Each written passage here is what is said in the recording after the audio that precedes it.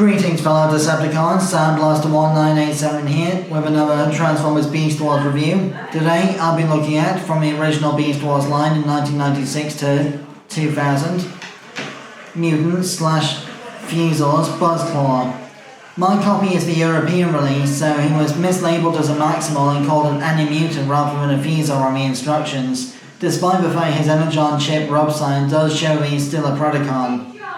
As you can see here, the Fuzor Buzzclaw is a part lizard, part praying mantis hybrid, similar to the mantis alien from the Kenner Alien Xenomorph figures toy line from the late 80s to early 90s, because Kenner did also co-create the Beast Wars line with the Transformers company. So for articulation in this mode, the head moves ever so slightly for transformation.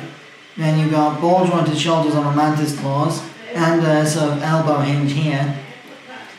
Then there's the spring-loaded plunge on the back, which when pressed will force the mantis claws apart in a sort of sideways swiping action. Not to be confused with a few Adams sideways elbow action.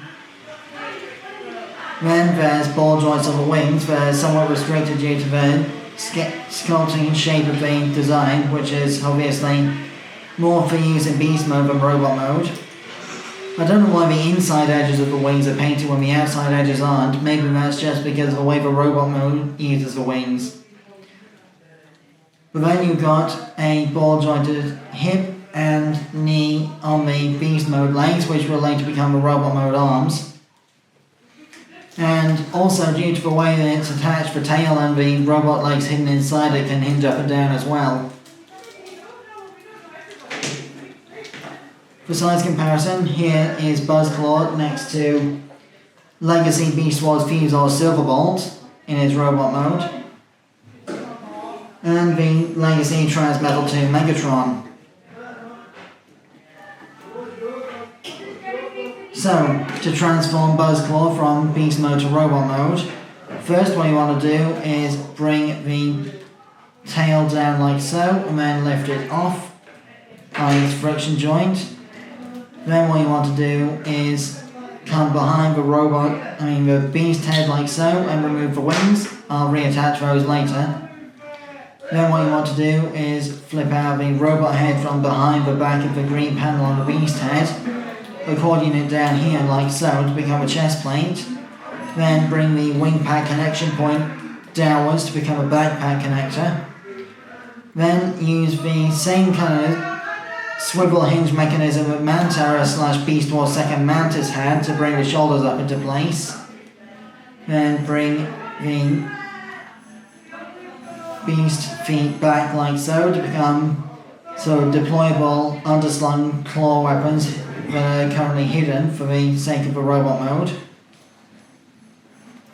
Then what you want to do is bring the legs down, rotate the waist 180 degrees, split the legs, then tightly grip the thighs while gently twisting the ball jointed knees so you're not making the whole leg misshapen, to get everything straightened out properly.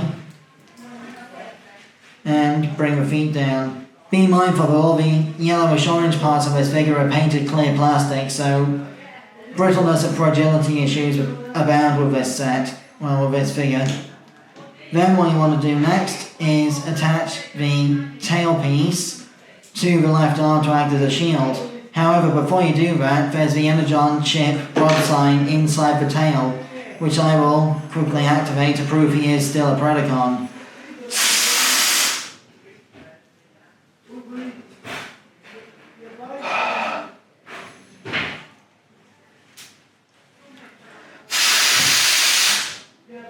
Don't know how easy it'll be to see, but Buzzclaw is indeed a Predacon, despite my instructions showing him as a Maximal for some reason. Then this peg on the arm will connect to this port on the tail piece like so, to become an arm-mounted shield or blade-type weapon, like so. Then what you want to do next is reattach the backpack this way up, so that the wings are facing this way, and the mantis claws are pointing down to become a sort of tripod type thing to keep Buzzclaw supported in awkward poses, like so. Not the easiest thing to keep in position, mind, but I'm doing my best here.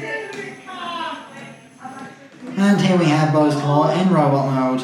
For size comparison again, here we have Silverbolt, Legacy Transmetal II Megatron, and my previous review subject, the Ultimate Collector Series LEGO Star Wars 75381 Droideka.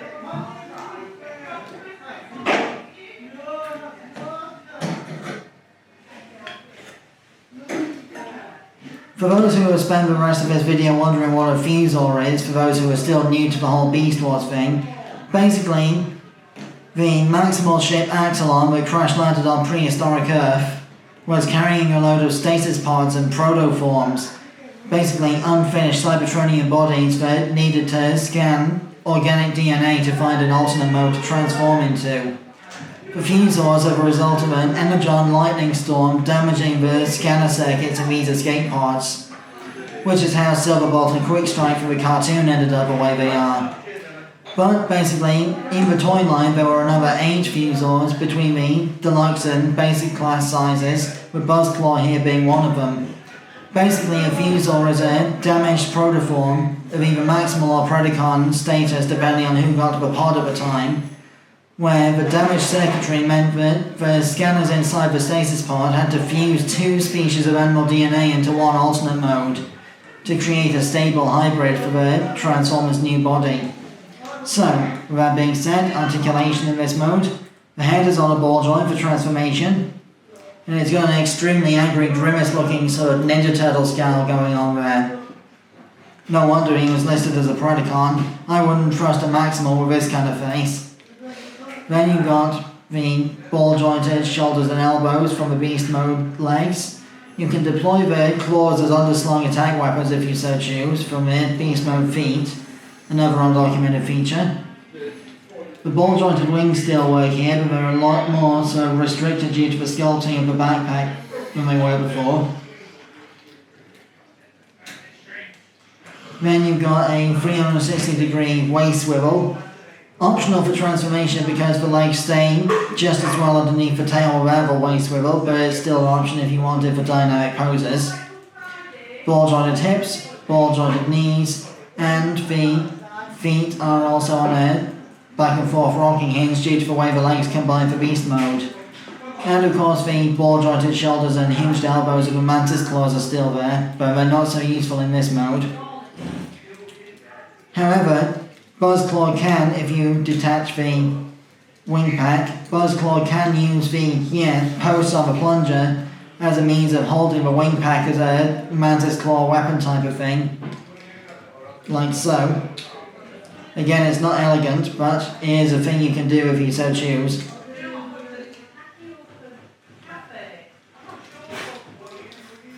Like so.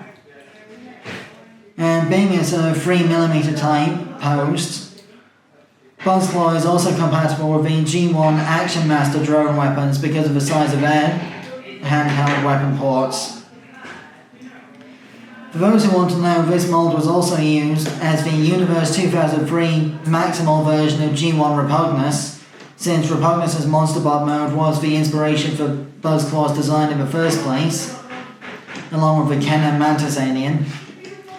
And also, he was used as Dirge in the Virulent Clones from the BotCon Descent into Evil box set from 2001. That more or less concludes my review of Beast Wars Buzzclaw. I have been Sandblaster1987, thanks again for watching. My next Transformers review will be the LEGO Icons Optimus Prime. Until then, my next video will be my June vlog, covering my top 10 picks for toy lines for the Disney franchises, and which manufacturers I think will be the best fit to make those figures. Till then, till all are one.